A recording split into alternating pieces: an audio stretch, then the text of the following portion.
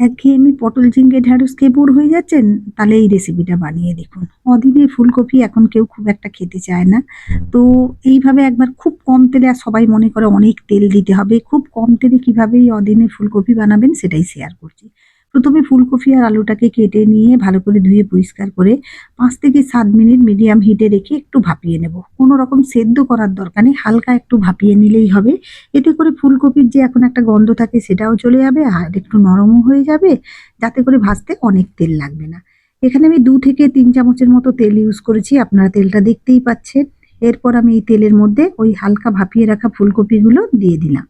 এবার এই ফুলকপিগুলো মিডিয়াম হিটে রেখে একটু ভালো করে ভেজে নেব। ফুলকপি মানেই আমরা মনে করি অনেক তেল দিয়ে খেতে হবে। আর এখন যেহেতু সবাই খুব স্বাস্থ্য সচেতন হয়ে গেছে, সবাই কম তেল ইউজ করছে, বা এই অদিনে এখন তো এমনি দেখুন পটল খেলেও আপনাকে বেশি তেল একটু দিয়ে না রান্না করলে হয় না। তো সেই রকমই একটু আবার ফুলকপির কথা ভাবলে ভাবতে হয় যে অনেক তেল দিয়ে খেতে হবে। তো এইভাবে একবার বানিয়ে দেখুন না, দেখবেন স্বাস্থ্যসম্মতও হবে, খুব বেশি তেল দিয়েও করতে হবে না, অল্প তেলের মধ্যেই আপনি নিরামিষের একটা এত সুন্দর ফুলকপির তরকারি করে ফেলতে পারবেন। আলুটাও মোটামুটি ভাজা হয়ে গেছে। দেখুন আলুটাও তুলে নিলাম। আর দেখুন এখানে এখনো ১ থেকে ১.৫ চামচের মতো তেল আছে। আপনারা যদি এতটা তেলে না তোলে একটু অ্যাড করবেন, নাহলে এই তেলটাতেই করতে পারেন। এরপর একটা মসলা রেডি করে নেব, যেখানে আদা, কাঁচা লঙ্কা, ২ চামচের মতো জিরে দিয়ে তার সঙ্গে আমি একটুখানি এখানে ধনেও দেবো, কারণ আমি পুরো রান্নাটা বাটা মশলাতেই করব। তারপর আরও বেসিক মশলা যেগুলো হলুদের গুঁড়ো, লঙ্কার গুঁড়ো, আপনি যদি চান লঙ্কার গুঁড়ো দিতে তো দেবেন, নাহলে পুরো স্কিপ করবেন। দিয়ে এর মধ্যে অল্প একটু জল দিয়ে এটা একটা পেস্ট বানিয়ে নেব। এইভাবে মশলা বাটা দিয়ে করলে খুবই ভালো লাগে। আপনারা চাইলে শিলেও ইউজ করতে পারেন। দেখুন তেলটা, ওই তেলটাতেই আমি রান্না করছি। ওর মধ্যে এলাচ, লবঙ্গ, দারচিনি, শুকনো লঙ্কা আর জিরে আর তেজপাতা ফোড়ন দিলাম। অল্প একটু হিং দিলাম। হিংটা অবশ্যই দেবেন। হিংটা দিলে এই রান্নার স্বাদটা আরো বেড়ে যাবে। আর যারা হিং খান না তারা কিন্তু এটা স্কিপ করতে পারেন। এরপর বেটে রাখা মশলাটা দিয়ে দেব। যেহেতু বাটা মশলার আলাদাই স্বাদ, তো শিলে বাটলে বেশি ভালো, কিন্তু সময় ছিল না বলে আমি মিক্সিতেই বেটে নিয়েছি। এরপর মশলাটা করিয়ে নেব। আমাদের মধ্যে ভুল ধারণা কম তেলে ভালো করে ফুলকপি রান্না করা যাবে না। কিন্তু এইভাবে একবার রান্না করে দেখুন, আগেকার দিনে কিন্তু ১ গাদা করে তেল মা দিদিমারা খেত না। আমরাই কষিয়ে রান্না, যেহেতু আমাদের না হলে ঠিক মন ধরে না, তার জন্য ১ গাদা করে তেল দিয়ে রান্না করি। কিন্তু এইভাবে করে দেখুন, সত্যি বলছি, কথা দিচ্ছি, ফেল হবেন না।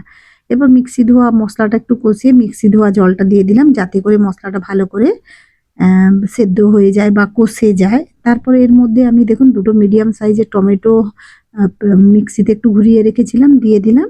দিয়ে ভালো করে একেবারে গ্যাসের ফ্লেমটা স্লো করে এটাকে এবারে কষিয়ে নেব, যতক্ষণ না পর্যন্ত এটা থেকে তেল বেরিয়ে আসবে। দেখুন মশলাটা থেকে তেল বেরিয়ে আসতে শুরু করেছে।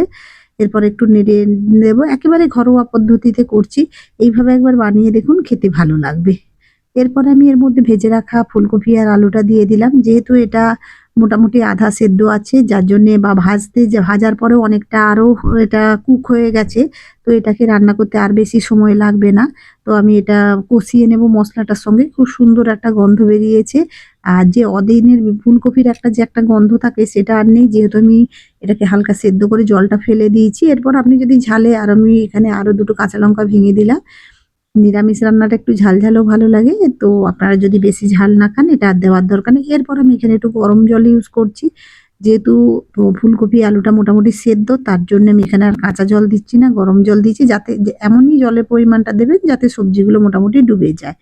এরপর ঢাকা দিয়ে ৮ থেকে ১০ মিনিট এটাকে আমি মিডিয়াম হিটে রেখে হতে দেব। দেখুন ১০ মিনিট পরে খুলে সবকিছু সুন্দর সেদ্ধ হয়েছে বোঝাই যাচ্ছে। আমি এর মধ্যে একটু গুড় দিয়ে দিলাম। আপনারা চাইলে চিনি ইউজ করতে পারেন, কোনো অসুবিধে নেই। আর মিষ্টি, একটু নিরামিষ রান্না একটু মিষ্টি, মিষ্টি তো দিতেই হবে। আর ফুলকপি বলুন, পটল বলুন, এঁচোড় বলুন, একটু মিষ্টি না দিলে ভালোও লাগে না। এরপর এর মধ্যে আমি দেখুন এটা অনেক সবকিছুই সেদ্ধ হয়ে গেছে। এর মধ্যে দেখুন আমার হোমমেড গরম মসলা, যেটা আমি, ধরুন যেমন বিরিয়ানির মসলা গোটা কিনে আনি, ওটাকেই আমি একটু রোদে দিয়ে গুঁড়ো করে নিই। দারুণ ফ্লেভার হয়। কারা, কারা এরকম করেন অবশ্যই কমেন্ট করে জানাবেন। ওই মসলাটা কিন্তু যেকোনো এই ধরনের রান্নায় দিলে খুব ভালো লাগে খেতে। আমি বেশিরভাগই বিরিয়ানির মসলা বলে ওটাকে রোদ দিয়ে ভালো করে গুঁড়িয়ে রাখি। তারপর ২ চামচের মতো ঘি দিয়ে দিলাম। আপনাদের হাতের কাছে যদি ধনেপাতা থাকে অবশ্যই দেবেন।